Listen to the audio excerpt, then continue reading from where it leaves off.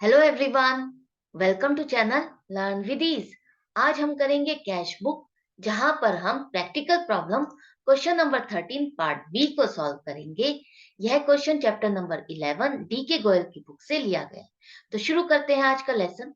यहाँ पर कुछ ट्रांजैक्शंस दी गई है, जिसे आपको डबल कॉलम कैश बुक में लिखना है। मतलब कैश और बैंक दोनों ही ट्रांजैक्शंस आपको अपनी कैश बुक में पोस्ट करनी है। तो फर्स्ट ट्रांजेक्शन है cash in hand ₹4800, bank overdraft ₹30,400।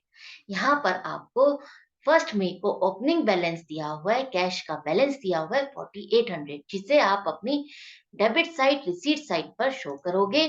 First में लिखोगे डेट में, और पर्टिकुलर्स में लिखोगे टू बैलेंस बीडी, क्योंकि ये ओपनिंग बैलेंस है, और कैश के कॉलम में लिखोगे 4800। बैंक ओवरड्राफ्ट का मतलब है बैंक लोन।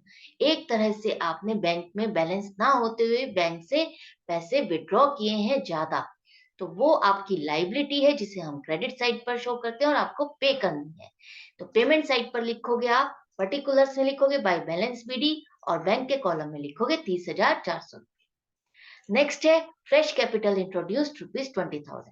अब यहाँ पर जो ओनर है उसने और भी पैसा बिजनेस में लगा दिया है, वो है ₹20,000।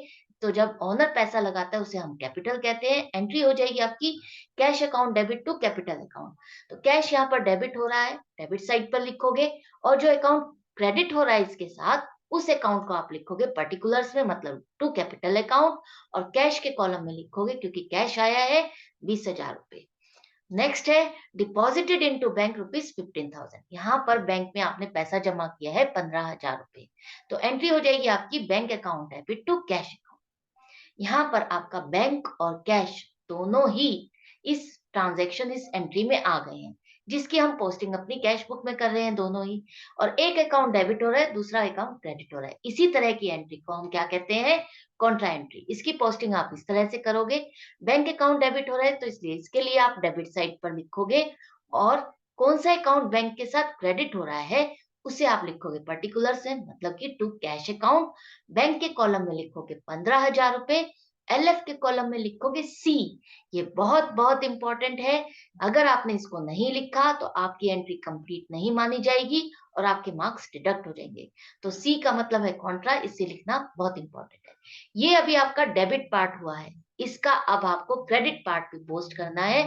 मतलब जो कैश अकाउंट यहाँ पर क्रेडिट हो रहा है उसके लिए भी आपको पोस्टिंग करनी होगी। कैश क्रेडिट हो रहा है तो कैश के लिए क्रेडिट साइड पर आ जाओ, पर्टिकुलर्स में लिखोगे बाय बैंक अकाउंट। क्यों? क्योंकि अब आप कैश को देखोगे, तो कैश के साथ जो अकाउंट डेबिट हो रहा है आपको उसको लिखना है पर्टिकुलर्स में, वो है बाय बैंक अकाउंट। और कैश के कॉलम में लिखोगे ₹15,000, एलएफ के कॉलम में लिखोगे सी यहाँ पर भी। नेक्स्ट है sold goods to Mahesh on credit ₹6200। अब आपने कुछ सामान बेचा है महेश को उधार पर ₹6200 का। तो यहाँ पर सामान बेचा है उधार पर ₹6200 का। एंट्री हो जाएगी आपकी Mahesh account debit ₹6200 to sales account 6200। यहाँ पर जो आपने सामान बेचा है उसकी पेमेंट आपको नहीं मिली है, उधार पर बेच रहे हो। इस एंट्री में देखो, इस ट्रांजेक्शन में देखो, क्या कैश या बैंक आपका इसमें इन्वॉल्व हो रहा है? नहीं हो रहा। कोई कैश या बैंक में हमारा इनफ्लो या आउटफ्लो नहीं हुआ है, इसलिए हम इस ट्रांजैक्शन, इस एंट्री की अपनी कैश बुक में एंट्री नहीं करेंगे। क्यों? क्योंकि हम अपनी कैश बुक में वही एंट्रीज करते हैं जब हमारे कैश में बैलेंस आ रहा हो, हम पेमेंट रिसीव कर रहे हैं, या अपने कैश या बैंक से पेमेंट को दे रहे हैं। कैश बुक का रूल आपको याद होगा, हम debit what comes in, credit what goes out. Next है an amount of ₹4200 due from Ashok, written off as bad debts in the previous year, now recovered. यहाँ पर आपको अशोक नाम के बंदे से कोई पैसे लेने थे ₹4200, जो कि आपने पिछले साल सोचा नहीं मिलने वाले, और आपने उसको बैड डेट्स का खर्चा बुक करके खत्म कर दिया था। लेकिन वो पैसा अब आपको दोबारा मिल गया है ₹4200। तो एंट्री हो जाएगी आपकी cash account debit 4200 to bad debts recovered account, करोगे आप क्रेडिट 4200 से। यहाँ पर चेक नहीं लिखा है, तो हम यही मान रहे हैं कि कैश में मिला है। अब कैश अकाउंट आपका डेबिट हो रहा है, इसलिए डेबिट साइड पर लिखोगे, और जो अकाउंट इसके साथ क्रेडिट हुआ है वो है बैड डेट्स रिकवर्ड अकाउंट। तो to bad debts recovered account लिखोगे पर्टिकुलर्स में, कैश के कॉलम में लिखोगे 4200। नेक्स्ट है withdrew from bank for the payment of life insurance premium ₹3000। अब आपने बैंक से पेमेंट की है, बैंक से पैसा निकाला है 3000 रुपए। क्यों? क्योंकि आपको LIP की पेमेंट करनी थी। LIP का मतलब है आपने ओनर का इंश्योरेंस पे किया है। ओनर से रिलेटेड खर्चे को हम ड्रॉइंग्स कहते हैं। पेमेंट कर रहे हो, एंट्री क्या हो जाएगी? Drawings account debit to bank account. Bank यहाँ पर क्रेडिट हुआ है आपका, इसलिए क्रेडिट साइड पर लिखोगे पेमेंट साइड पर। और कौन सा अकाउंट यहाँ पर डेबिट हुआ है? वो है ड्रॉइंग्स, तो बाय ड्रॉइंग्स अकाउंट लिखोगे पर्टिकुलर्स में। बैंक के कॉलम में लिखोगे 3000, क्योंकि बैंक से पैसा जा रहा है, निकल रहा है। नेक्स्ट है received a check from Mahesh for ₹6000 in full settlement of his account and deposited the same into bank। अब यहाँ पर आपको महेश से एक चेक मिला है 6000 रुपए का, उसके अकाउंट को की सेटलमेंट में, और आपने उस चेक को बैंक में जमा भी कर दिया है। आपको याद होगा अभी हमने पीछे महेश को उधार में कुछ सामान बेचा था 6200 रुपए का। 6200 के अगेंस्ट आपको ये 6000 रुपए मिल रहे हैं। एंट्री हो जाएगी बैंक अकाउंट डेबिट। क्यों? क्योंकि चेक हमने डायरेक्टली डिपॉजिट कर दिया। तो बैंक अकाउंट डेबिट कर रहे हो 6000 रुपए। 200 रुपए जो आपको नहीं मिले हैं वो है आपका डिस्काउंट अलाउड अकाउंट, डेबिट करोगे 200 रुपए से। महेश पे कर रहा है, इसलिए महेश अकाउंट आपका क्रेडिट होगा 6200 रुपए से। बैंक अकाउंट डेबिट हो रहा है मतलब डेबिट साइड पर लिखोगे। और कौन सा अकाउंट क्रेडिट हो रहा है इसके साथ? वो है महेश, तो टू महेश अकाउंट लिखोगे पर्टिकुलर्स में। अमाउंट क्या आएगी अब आप ये मुझे बताओगे, 6000 लिखोगे या 6200 रुपए? यहाँ पर आप बैंक के कॉलम में 6000 लिखोगे। क्यों? क्योंकि बैंक में जितना पैसा आपके जमा हो रहा है, आपको वही अमाउंट लिखनी है। बैंक अकाउंट जितनी अमाउंट से आप डेबिट कर रहे हो, सिर्फ वही अमाउंट आएगी। जो 200 रुपए से रिलेटेड एंट्री है डिस्काउंट की, वो आपकी जर्नल बुक में बुक होगी। नेक्स्ट है sold goods to Varun on credit ₹30,000। अब आपने कुछ सामान बेचा है वरुण को उधार में 30,000 का, मतलब अभी आपको इसकी पेमेंट नहीं मिली है। एंट्री हो जाएगी आपकी Varun account debit 30,000 to sales account 30,000। क्या इस जर्नल एंट्री में आपका कैश या बैंक डेबिट या क्रेडिट हो रहा है? नहीं हो रहा। आपको सिर्फ कैश और बैंक की पोस्टिंग करते हुए कैश बुक में सिर्फ यही देखना है कि आपका कैश या बैंक उस जर्नल एंट्री में आ रहा है, डेबिट या क्रेडिट हो रहा है। नहीं हो रहा तो आप उसको बिल्कुल छोड़ दोगे, आप उसकी एंट्री अपनी कैश बुक में नहीं करोगे। इस जर्नल एंट्री में नहीं है हमारा कैश या बैंक, तो हम इस ट्रांजैक्शन की एंट्री अपनी कैश बुक में नहीं करेंगे। नेक्स्ट है received a cheque for ₹28,000 from Varun in full settlement. अब आपको एक चेक मिला है 28,000 का वरुण से फुल सेटलमेंट में। अभी आपने सामान बेचा था वरुण को 30,000 का, जिसके अगेंस्ट वो आपको सिर्फ 28,000 रुपए दे रहा है। 2,000 रुपए आपका नुकसान हो गया, मतलब आपने उसको डिस्काउंट दे दिया है। एंट्री क्या हो जाएगी आपकी? यहाँ पर मैं इसको चेक इन हैंड ही मानूंगी। क्यों? क्योंकि जो इससे नेक्स्ट ट्रांजैक्शन है वो यही दी हुई है कि आपने वरुण का चेक बैंक में जमा कर दिया। तो इसमें यहाँ पर हम पहले से खुद ही एज्यूम नहीं करेंगे कि आपने इस चेक को बैंक में जमा कर दिया है।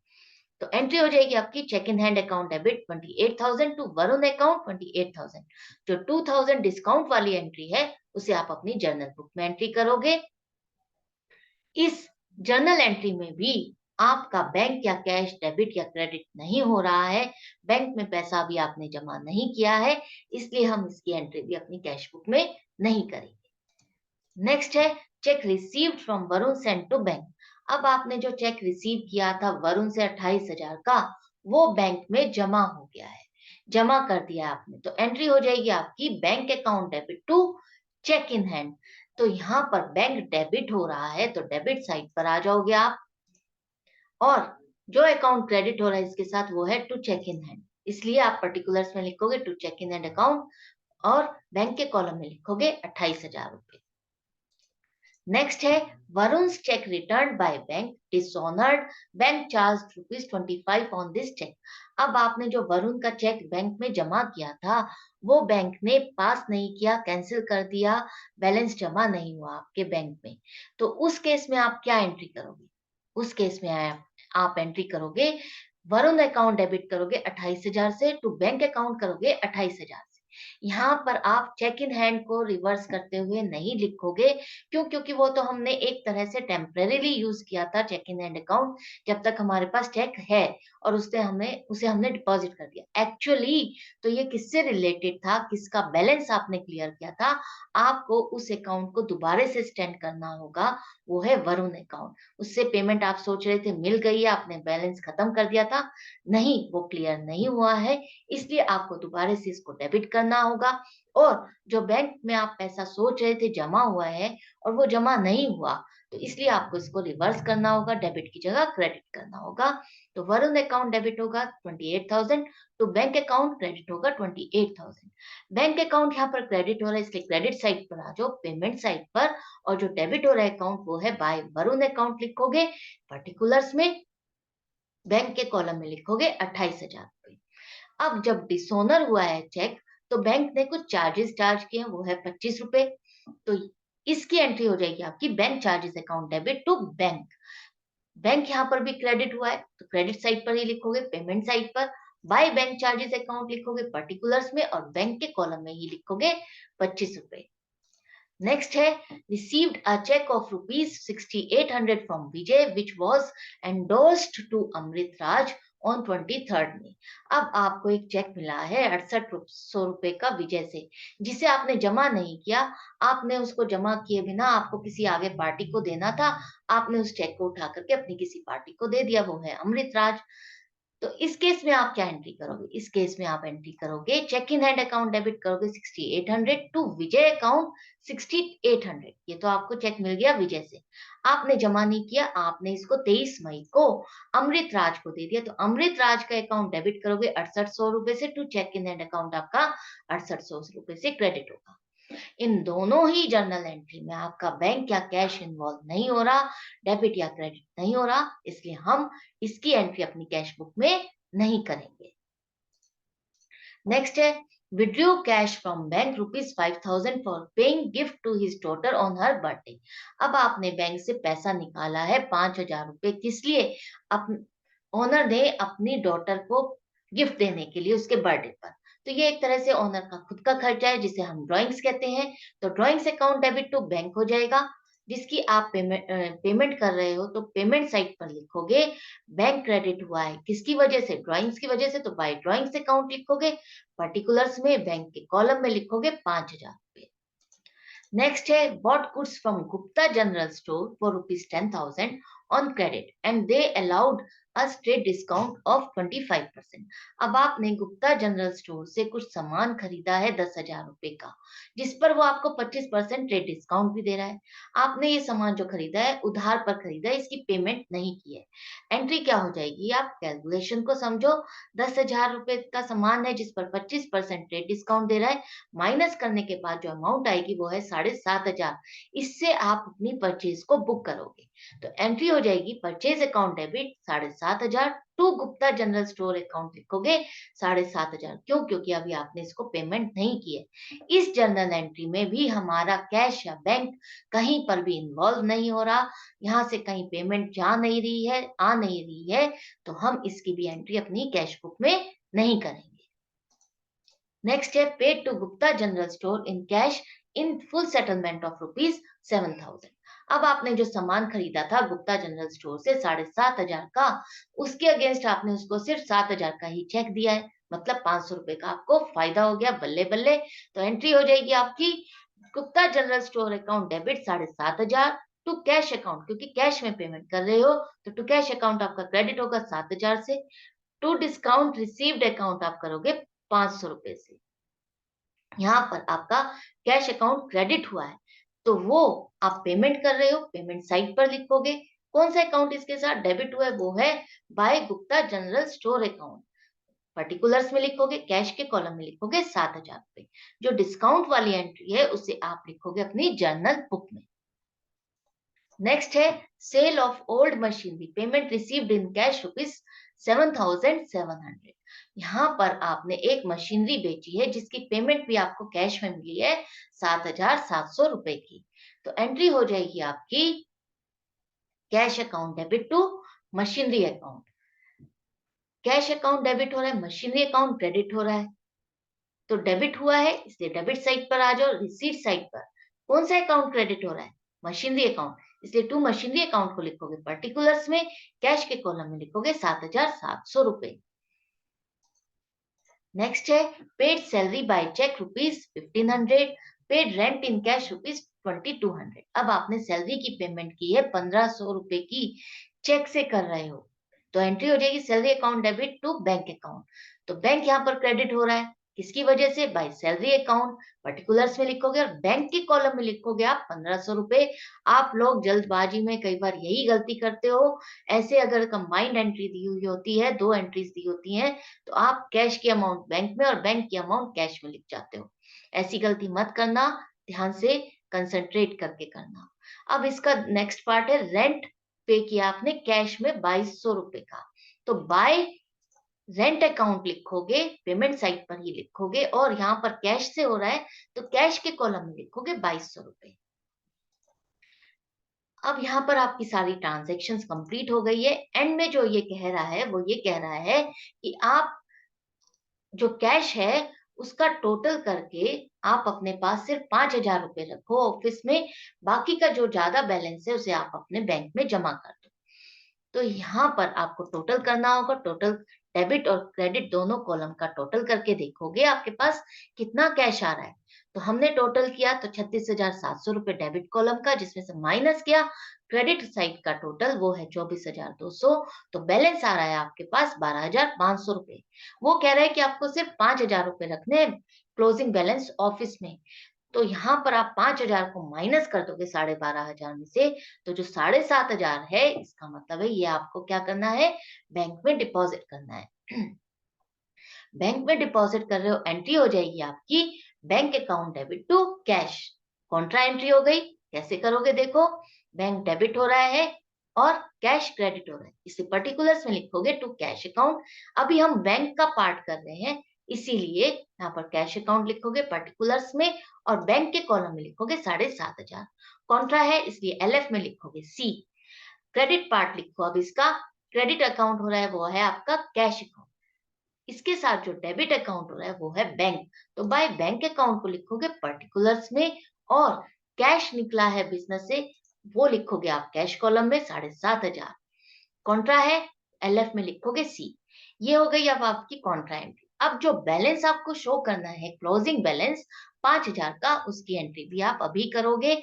क्लोजिंग बैलेंस है इसलिए बाय बैलेंस सीडी लिखोगे और कैश के कॉलम में लिखोगे 5,000। कहाँ लिख रहे हैं हम? पेमेंट साइड पर, क्रेडिट साइड पर। क्यों? क्योंकि जब आपके डेबिट कॉलम का टोटल ज्यादा है क्रेडिट साइड से, तो आपको इक्वलाइज करना होगा। इसको इक्वलाइज करने के लिए आपको क्रेडिट साइड पर ही लिखना होगा, इसलिए हमने यहाँ पर क्रेडिट साइड पर लिखा है। एंड में आप टोटल लिखोगे 36,700 और 36,700 दोनों ही कॉलम में। अब आपको करना है बैंक के कॉलम का टोटल।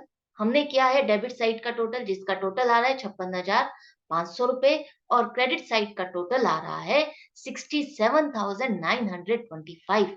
मतलब पेमेंट साइड का टोटल आपका ज्यादा है रिसीट साइड से, आपने बैंक से पैसा ज्यादा निकाल लिया है, खर्चा कर दिया है। तो जो माइनस करने के बाद जो बैलेंस आ रहा है वो है 11,425 रुपए। ये बैलेंस है आपका बैंक का क्रेडिट बैलेंस। क्रेडिट बैलेंस का मतलब है बैंक ओवरड्राफ्ट, जिसको आप शो करोगे कैश बुक की। अब हम इसको डेबिट साइड पर शो करेंगे टू बैलेंस सीडी, और बैंक के कॉलम में लिखोगे आप 11,425 रुपए। यहाँ पर एंड में आप टोटल लिखोगे दोनों ही कॉलम में 67,925। इस तरह से आपका ये क्वेश्चन कंप्लीट हो जाता है। आई होप आपको समझ में भी आ गया है, अच्छा भी लगा है। जाने से पहले चैनल को सब्सक्राइब कर दीजिए, लाइक कीजिए और शेयर कीजिए अपने फ्रेंड्स के साथ। बेल आइकन को प्रेस कर दीजिए। मिलती हूँ मैं आपसे नेक्स्ट वीडियो में नई क्वेश्चन के साथ। Till then good bye and take care.